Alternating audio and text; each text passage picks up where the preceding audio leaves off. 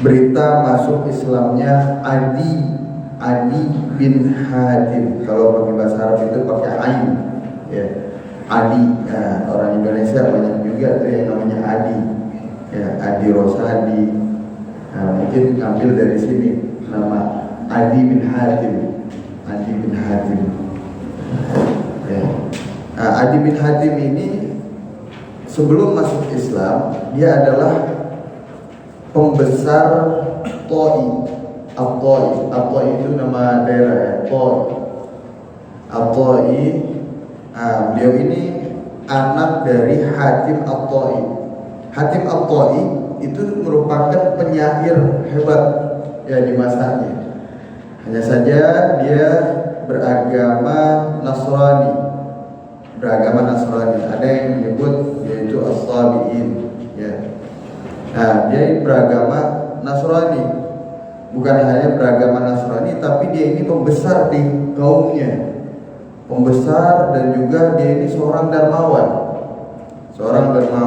Dia adalah tokoh yang sangat berpengaruh di kalangan kaumnya. Nah, ini makanya ada pembahasan khusus tentang berita masuk Islamnya Adi bin Hatim, karena di sini ada beberapa poin yang saya baca, menurut saya ini menarik, ya, menurut saya ini penting. Nah, dia ini seorang yang sangat berpengaruh di kalangan kaumnya, atau suatu ketika ada seorang hamba datang ke Adi bin Hatim. Ini sebelum masuk Islamnya. Ada hamba sahaya, dia datang ke Adi bin Hatim. Dia bilang ke Adi bin Hatim, "Wahai raja," ini raja juga dia. "Wahai raja, ini saya melihat ada pasukan Muhammad yang tidak terkalahkan. Dan saya melihat bahwa pasukan tersebut akan datang suatu saat ke sini." Ini hamba saya nih ngeliat gitu, ngomong gitu. Karena memang ada desas-desus bahwa pasukan Muslim itu akan berangkat ke Taif nantinya. Ya. Nah, kemudian setelah mendengar hal itu, dia marah ke hamba saya ini. Dia bilang, "Celaka engkau. Kenapa engkau bertanya seperti itu?" Jadi pertanyaan si hamba saya ini, ketika pasukan Muslim ini datang ke sini, apa yang bisa kita perbuat? Ya, dia marah. Adi bin Hatim ini marah. "Kenapa engkau bertanya seperti itu?" Nah, ketika marah itu sebenarnya dihantui oleh rasa takut juga. Ya, dia sadar bahwa pasukan Muhammad ini pasukan yang kuat, di mana perang Tabuk aja pasukan ini menang. Ya, di perang Tabuk pasukan Nabi Muhammad itu menang. Di perang Hunain menang. Terus lagi banyak utusan dari negeri Arab yang datang untuk menyatakan masuk Islamnya. Ya. Nah, kemudian karena dihantui rasa takut, akhirnya dia langsung bergegas untuk pergi meninggalkan kaumnya. Ya, kaumnya ditinggalin pergi ke Syam. Ini saking buru-burunya dia, yang diajak cuma keluarganya doang. Sedangkan adiknya, terus ada ibunya juga, ini nggak diajak sama dia, saking buru-burunya, saking takutnya dia, Adi bin Hatim. Dia pergi dari Taif ke Syam. Setelah beberapa hari kemudian, akhirnya ada satu hal yang sangat dia takuti terjadi. Dia sebenarnya nggak tega ninggalin adiknya yang perempuan ini, nggak tega dia sebenarnya. Cuma karena buru-buru, dia pengen menyelamatkan diri sendiri dan keluarganya. Akhirnya dia pergi ke Syam hanya membawa keluarganya saja, adiknya sendiri nggak dibawa, orang tuanya nggak dibawa.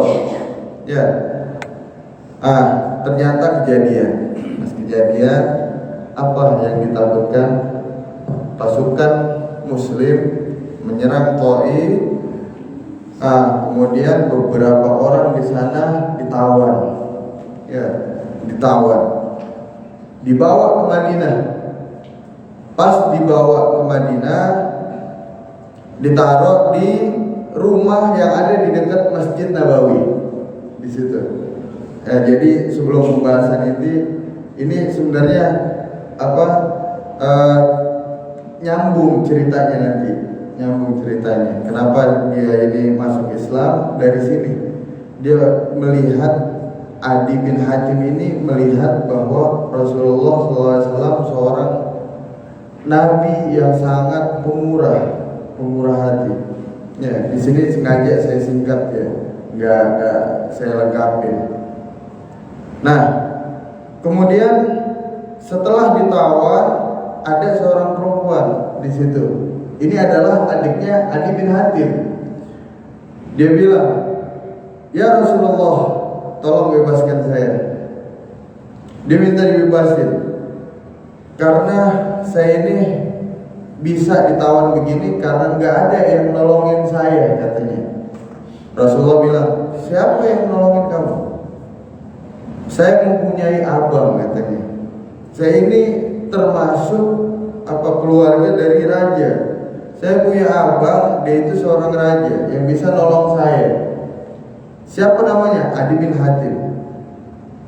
Habis dia ngomong, nih perempuan ngomong gitu, Rasulullah langsung balik ke rumah beliau. Sampai tiga kali itu perempuan besoknya ngomong lagi sama Rasulullah, kita dibebasin. Dia ngomong juga bahwa ini gak ada yang nolong nih, yang nolong pergi ke Syam hanya dengan istri dan anaknya aja, sedangkan adiknya dengan orang tuanya gak diajak. Nah, akhirnya pas ketiga dengan ucapan yang sama, Ali bin Abi Thalib dia langsung menyarankan ke adik perempuannya Adi bin Hatim ini, nyaranin untuk nemuin Rasulullah.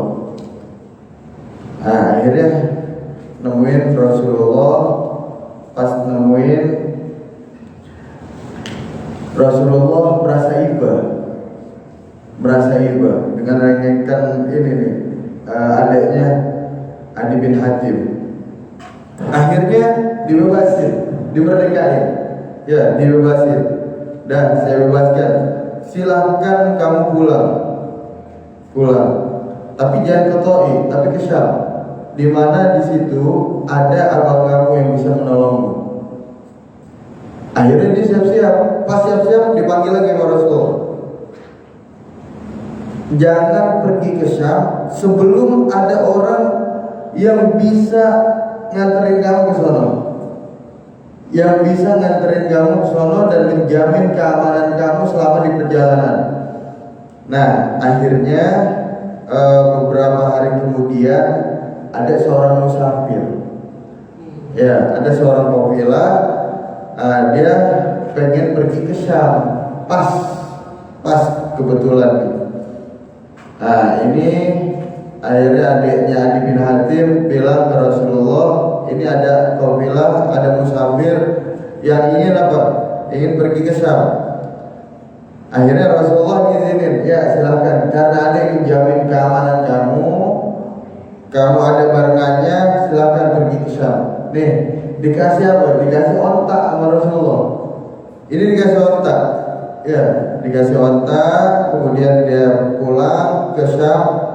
Ini Adi bin Hatim sebenarnya pengen jemput adiknya, tapi nggak berani karena beliau pikir Rasulullah itu adalah seorang raja dan juga seorang nabi. Ya, akhirnya pas sampai di Syam, ini Adi bin Hatim udah ngeliat duluan dari jauh. Ini siapa ini? Perempuan kayak saya kenal.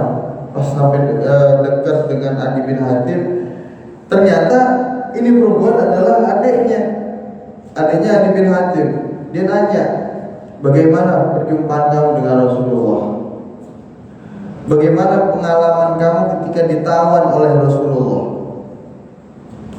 Kata adiknya, Rasulullah sangat luar biasa. Beliau ini sangat pemurah, pemaaf, dermawan. Beliau sangat baik terhadap para tawanan. Sangat baik terhadap para tawanan. Termasuk saya diperlakukan seperti ini. Dikasih onta biar nggak boleh balik ke Syam. Ya, sebelum ada jaminan keamanan buat ini adiknya. Ya. Oh kalau gitu, ini yang tadinya Adi bin Hatim nggak ada yang paling dibenci sama Adi bin Hatim, ternyata apa? Nah di sini di paragraf kedua dibilang bahwa Adi bin Hatim itu yang tadinya sangat membenci Rasulullah, tapi kebalikan, dia nggak merasa nyaman ketika tinggal di Syam. Justru dia bilang, aku kemudian lebih membenci keberadaanku di Syam ketimbang kebencianku kepada Rasulullah. Ya, karena ini adiknya udah pulang. Dia dengar cerita tentang Rasulullah dari adiknya, dia pun langsung pengen nemuin Rasulullah. Nah dia berangkat sendiri, nggak ada pengawal, nggak ada penjaga. Dia berangkat ke Madinah sendiri, ya. Sampai di Madinah nemuin Rasulullah. Rasulullah ada di masjid waktu itu. Pas ketemu Rasulullah, dia ngucapin salam ke Rasulullah. Ditanya sama Rasulullah, "Man ant?" Kemudian Adi bin Hatim bilang, "Ana Adi bin Hatim At-Tai." Rasulullah pas dengar kayak gitu sebenarnya sadar. Ini Rasulullah ternyata pernah doa bahwa Rasulullah itu minta sama Allah biar supaya menjadikan tangan Hatim At-Tai ini di bawah tangannya. Artinya Hatim At-Tai ini masuk Islam, ya, masuk Islam. Nah, akhirnya pas beliau datang nemuin Rasulullah, diajak sama Rasulullah ke rumah beliau.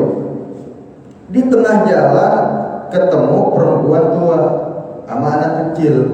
Ini perempuan tua, ya, ini ibrohnya luar biasa. Perempuan tua dia ngalangin jalan Rasulullah, dicegat dah Rasulullah istilahnya. Pas dicegat, Rasulullah nanyain mau ada apa, pelan-pelan ke perempuan itu. Akhirnya Rasulullah dengerin apa yang pengen diomongin sama perempuan tua ini. Ini perempuan tua minta sesuatu, ada keperluan di mana keperluan ini mesti dipenuhin sama Rasulullah. Rasulullah penuhin di situ di depan Adi bin Hatim. Ya, di tengah perjalanan Adi bin Hatim pengen diajak ke rumahnya, ketemu ini perempuan dan perempuan ini dikasih apa yang dia minta di depan Adi bin Hatim.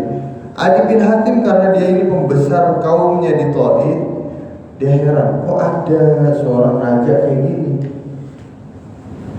dicegat di tengah jalan, kemudian dimintain sesuatu langsung dikasih. Ini bukan raja. Wallah katanya, ini bukan raja. Dia bukanlah seorang raja. Dalam hatinya Adi bin Hatim, ya, raja ini enggak gini. Raja itu penuh wibawa. Artinya apa? Kalau meminta sesuatu datang ke istana, ya, di situ banyak pengawal, jadi nggak bisa langsung ketemu kepada raja. Rasulullah enggak. Di tengah jalan dicegat, ternyata apa? Rasulullah memberikan apa yang dia minta wanita ini. Akhirnya udah selesai. Ini lama juga, kata Adi bin Hatim, lama juga percakapan di perempuan sama Rasulullah, lama. Nah akhirnya setelah urusan dengan perempuan ini udah selesai, Rasulullah ngajak lagi Adi bin Hatim, ayo kita ke rumah. Pas sampai rumah, ini Adi bin Hatim bengong. Kenapa bengong? Adi bin Hatim di tengah kaumnya itu hidup dengan kemewahan. Dia kaya raya, tapi dermawan. Ya, kenapa? Karena dia ini penganut Nasrani yang taat. Penganut Nasrani yang taat, di mana di ajarannya itu ya dikasih tahu bahwa ada lah istilahnya sifat dermawan itu baik. Ya, ini termasuk yang dermawan. Nah, sampai di rumah Rasulullah dia bengong, kaget dengan keadaan rumah Rasulullah yang sangat sederhana, jauh dari pikiran dia, ekspektasi dia. Rumah Rasulullah megah, di pikiran dia ini rumah Rasulullah megah, ya besar, megah, banyak pengawal, barang-barangnya juga istilahnya mewah-mewah, perabot-perabot rumahnya mewah-mewah. Tapi ternyata apa? Enggak seperti itu. Ya, pas masuk beliau Rasulullah mempersilahkan Adi bin Hatim untuk masuk. Nah, di situ tanah liat. Ya, jadi kalau di Yaman sendiri itu jarang ada semen. Ada semen itu jarang. Pakai tanah liat yang dikerasin ya. Nah, akhirnya ini Adi bin Hatim disuruh duduk. Rasulullah ke kasurnya, ya di dekat kasurnya itu ada karpet. Ada yang bilang bantal. Ini karpet dikasih ke Adi bin Hatim. Dikasih. Nah, pas dikasih, Adi bin Hatim nolak, nggak mau, wahai Rasulullah. Biar ini karpet untuk kamu duduk. Enggak, silakan. Rasulullah maksa, silakan. Kamu ambil ini karpet untuk kamu dudukin. Ya, silakan. Pakai karpet itu. Ada yang bilang bantalnya dipakai. Ya. Dan Rasulullah cuma punya satu. punya satu di situ. Dalam hatinya Adi bin Hatim, demi Allah, ini bukan perilaku raja. Dia ini bukan raja. Rasulullah ini bukan raja. Raja ini kayak gini. Yang namanya raja identik dengan kemewahan, tapi Rasulullah jauh dari kemewahan karena rumahnya sangat sederhana. Nah, ketika beliau sudah duduk, Rasulullah duduk di tanah liat, nggak ada alasnya. Ya, beliau bilang ke Adi bin Hatim, wahai Adi bin Hatim, apakah engkau mengetahui ada Tuhan selain Allah? Adi bin Hatim jawab, enggak ada Tuhan selain Allah. Ya. Rasulullah nanya lagi, apakah atau bukankah engkau orang yang beragama? Adi bin Hatim bilang, iya, saya beragama, tapi agama saya Nasrani. Ya. Dipertegas lagi oleh Rasulullah, bukankah engkau memungut seperempat dari barang rampasan yang diperoleh kaummu? Padahal ini nggak boleh. Artinya apa? Dia ngambil harta rampasan perang, ya, untuk dia dipungut seperempat dari harta rampasan perang. Iya, dia bilang, dia ngakuin. Iya, benar demikian. Rasulullah bilang begini, sesungguhnya hal itu tidak dihalalkan oleh agamamu. Di agama Nasrani ini pun dilarang, nggak boleh. Iya, dia sadar bahwa itu dilarang. Ya. Ada 3 ucapan Rasulullah di sini.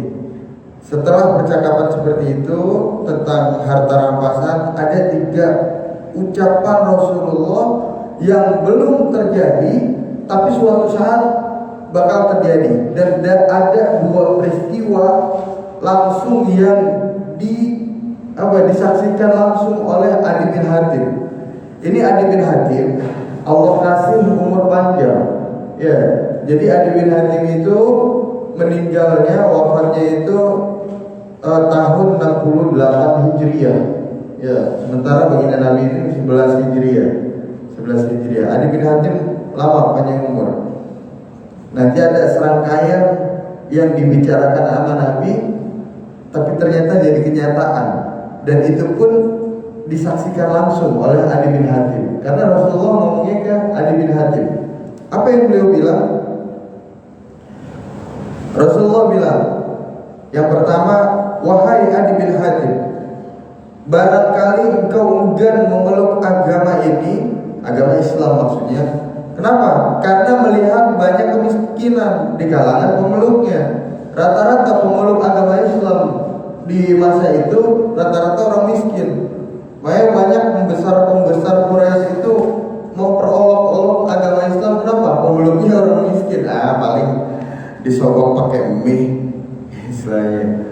Ya, paling disogok ini makanya mau. Tapi ternyata rumah Rasulullah sangat sederhana. Apa kata Rasulullah? Demi Allah, sebentar lagi harta kekayaan akan melimpah ruah kepada mereka kaum muslim, sehingga tidak ada lagi orang yang mau mengambilnya. Saking kayanya sampai uang zakat aja dipaksa untuk menerima. Ini duit zakat nih banyak, duit sedekah banyak. Ya, mustahilnya nggak ada masalahnya, nggak ada mustahilnya. Saking sejahtera rakyatnya. Tapi nanti ini belum terjadi. Karena kata Rasulullah sebentar lagi harta kekayaan akan menimpa. Berarti belum terjadi ini. Tapi Rasulullah bilang begitu.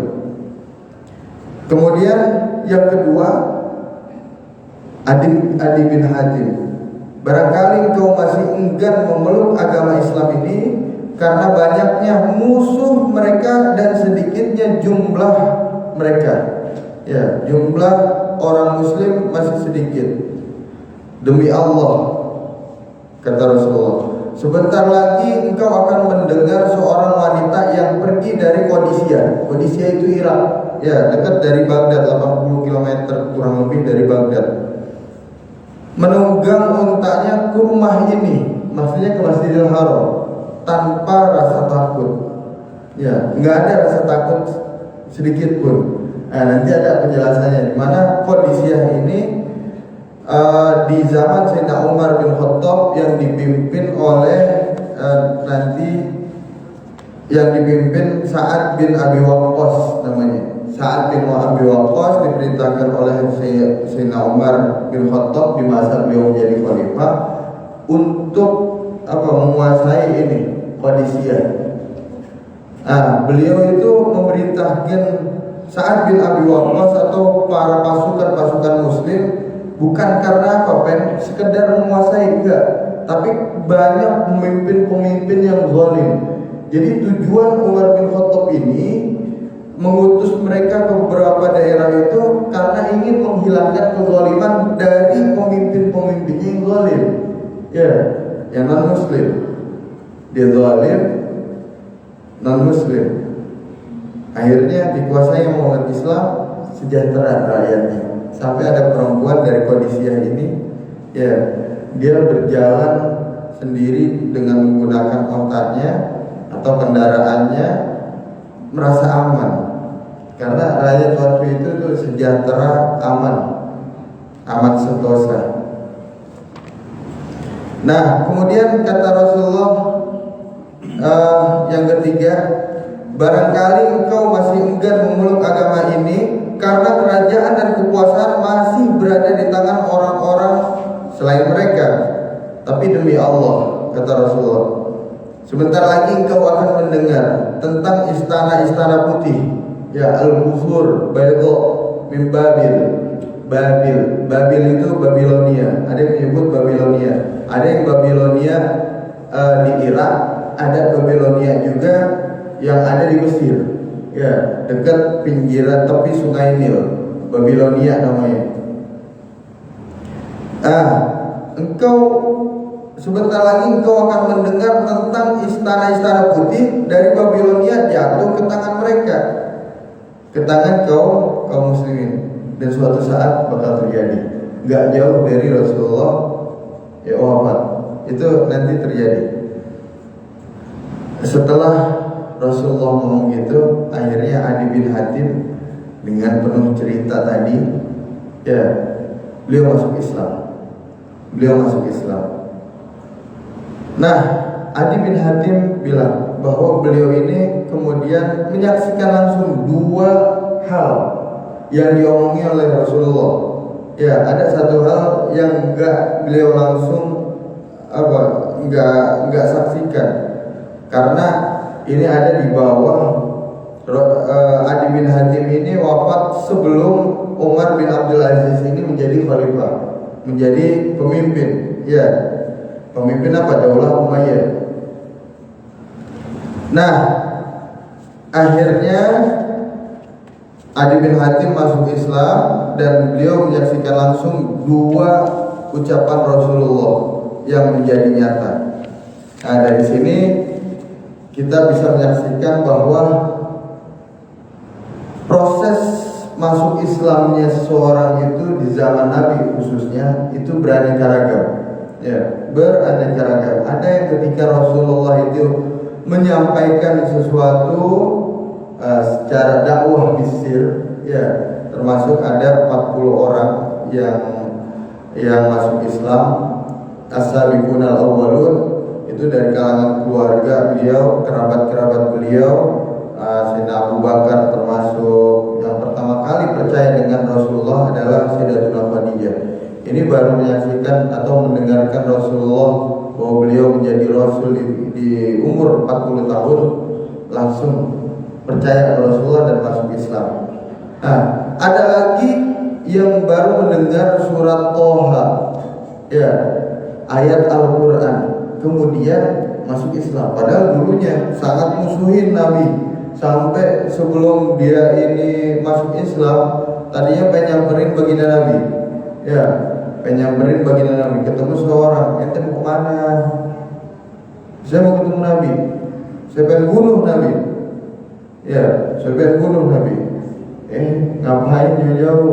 Jangan ke Nabi dulu, itu urusin adek ente, Fatimah. Fatimah itu masuk Islam itu. Udah ikut ajaran baginda Nabi. Akhirnya dengan muka geram, dia ini termasuk tokoh yang sangat ditakuti. Ya, baik oleh orang Muslim maupun orang non Muslim, sangat ditakuti. Dia pergi ke rumah adiknya, di situ dia dengar dari luar ada suara baca Al-Quran. Ya, ada suara baca Al-Quran. Digedor pintu, duduk. Ini ada Khabbab bin Arad namanya. Khabbab bin Arad ini orang yang ngajarin adiknya dengan suaminya baca Quran. Dia langsung ke belakang, ke dapur, ngumpet karena dia tahu yang datang ini suaranya suara Umar bin Khattab. Nah, akhirnya Umar bin Khattab sebelum masuk Islam, dia masuk ke rumah adiknya. Ini minta selembaran yang tadi dibaca. Apa yang kau baca? Akhirnya dihalang-halangin sama adiknya, sampai adiknya ini kena gambarannya, katanya sampai berdarah. Ini sebenarnya tega. Umar bin Khattab itu tega, dia mampu untuk membunuh adiknya sendiri untuk ini.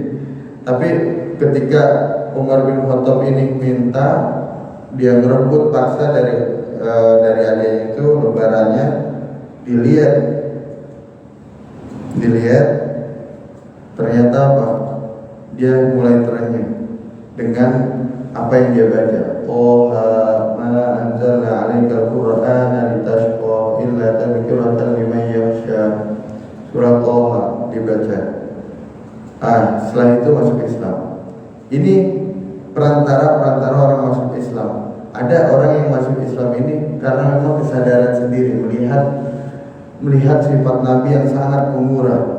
Bagaimana Nabi ini memperlakukan adiknya yang merupakan tawanan Rasulullah dengan baik, ya.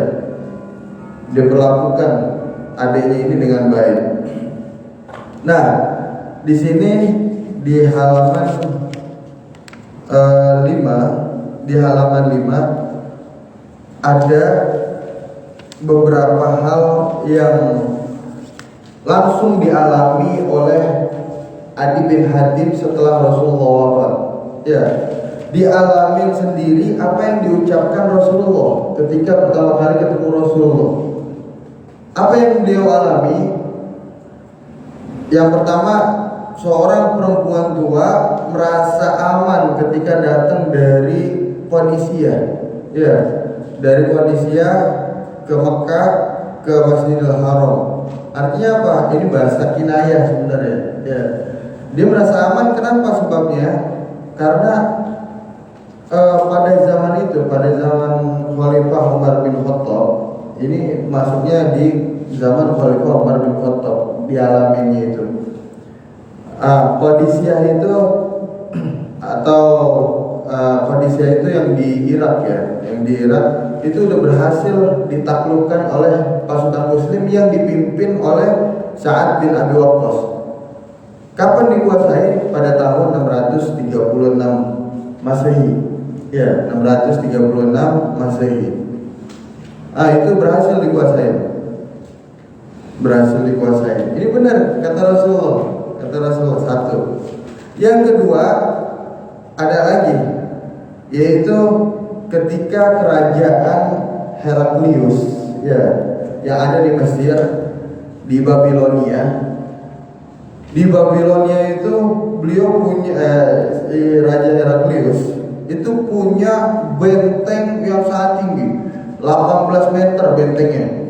18 meter, tebalnya itu 2 meter. Tebalnya 2 meter. Jadi sebelum masuk ke Babilonia harus ngelewatin benteng itu dulu. Amr bin As waktu itu dia punya 4.000 pasukan, cuma 4.000 pasukan. 4.000 pasukan. Jadi diutus sama Umar bin Khattab, dikirimin surat sama Umar bin Khattab, dijanjiin juga Amr bin As untuk dijadiin gubernur di mana? Di Mesir. Di Mesir. Kalau misalnya bisa menguasai di Babilonia. Sempat kewalahan. Ya, apalagi pas pengen masuk ke bentengnya. Bentengnya itu selain tinggi, di atas kan ada pemanah. Ya, dia bisa aja langsung marahin ke bawah tuh ke pasukan Muslim. Ini kalah senjata, juga kalah personil, kalah pasukan, jumlah pasukannya kalah. Amr bin As. Akhirnya Amr bin As ngirim surat ke Sayyidina Umar. Ini surat belum nyampe, pasukan udah nyampe 4.000. Jadi surat belum nyampe ke Sayyidina Umar. Sayyidina Umar, pasukan yang dikirim oleh Sayyidina Umar untuk membantu Amr bin As dengan pasukannya itu udah nyampe 4.000 juga. 4.000 juga. Nah, ada lagi yang dari Syam, perang Yarmouk. Ya, perang Yarmouk ini datang juga untuk membantu Amr bin As di Mesir. Akhirnya menang di tahun 640 Masehi. Itu terbukti ucapan Rasulullah bahwa sebentar lagi kerajaan-kerajaan itu bakalan tunduk kepada kita. Ya, Babilonia bakalan tunduk, dan itu kebukti. Dan itu pun Adi bin Hatim yang mendengar langsung dari Rasulullah SAW itu masih hidup waktu itu. Beliau langsung menyaksikan. Hanya saja satu hal yang beliau nggak menyaksikan langsung. Apa? Ketika umat Muslim ini nggak butuh lagi duit, nggak butuh lagi harta. Banyak orang yang bayar zakat, tapi nggak ada mustahiknya, nggak ada penerimanya. Karena udah kaya semua. Ini ada di zaman Umar bin Abdul Aziz, masih di daulah Umayyah, ya, daulah Umayyah yang pelopori oleh Muawiyah bin Abi Sufyan. Nanti insyaallah di lain waktu, insyaallah kita akan membahas